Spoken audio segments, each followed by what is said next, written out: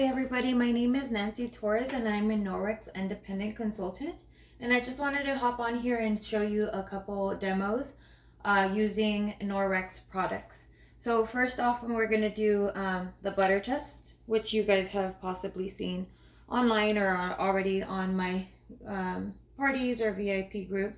So I just wanted to show that it's just a regular, tiny piece of butter.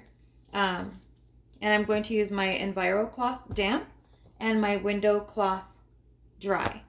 I'm just going to smear it right here on my fridge window or glass little view here, and I'm going to smear it more in with my fingers.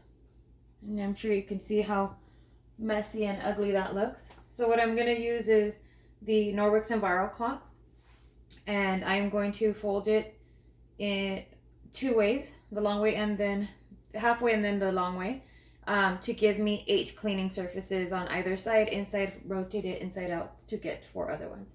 But I'm probably not even gonna have to flip it. So I'm just gonna go ahead and wipe it off. And I am going to flip it to clean the rest of it off. And then you see that it looks smeared, but it's just the water. I'm going to grab my dry window cloth, and that's going to go ahead and remove the streaks and the dryness. I'm sorry, the wet and the streaks. So now it's completely clean, from what you can tell in the video, I'm sure. And so that's one test that I like to do, because if you have to clean your glass with napkins and stuff, you'd either have it smeared all over the place, or you have to clean it several times than just the 2 swipes with a cloth and then dry it off with the dry one. And then you'd probably have the little linty residue from the paper towel. Another thing I want to demo is this is the dust mitt. So you just pretty much charge it by rubbing it against itself, and that creates the static charge to pick up the dust. I'm going to use an old piece of laminate flooring that we had left over in the garage, and if you can see right there, it has all the dust on it. So I'm just going to run my mitt off through it, and all the dust is gone, and it stays on my glove. It does not fly off or go anywhere. And then when you clean it, you just use a rubber brush or your hand and just, clap it off and dust it into the trash can.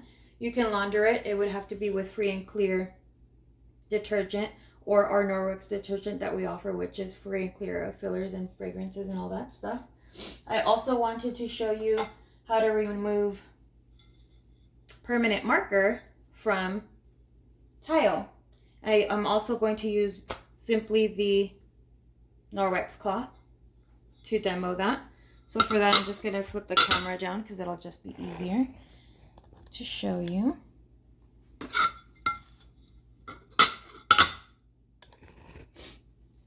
I'm just going to use my finger in it to put pressure, and I'm simply just going to rub it off. It should usually can come off just with the EnviroCloth against it. It's damp, so that water helps move the fibers around.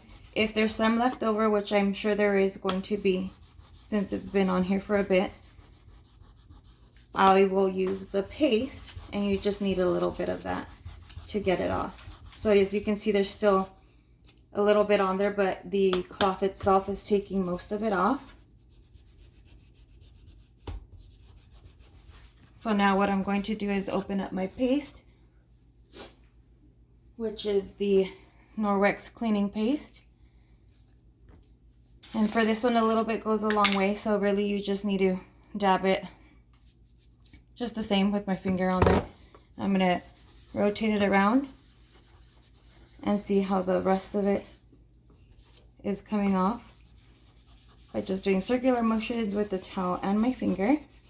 And I got all of that off.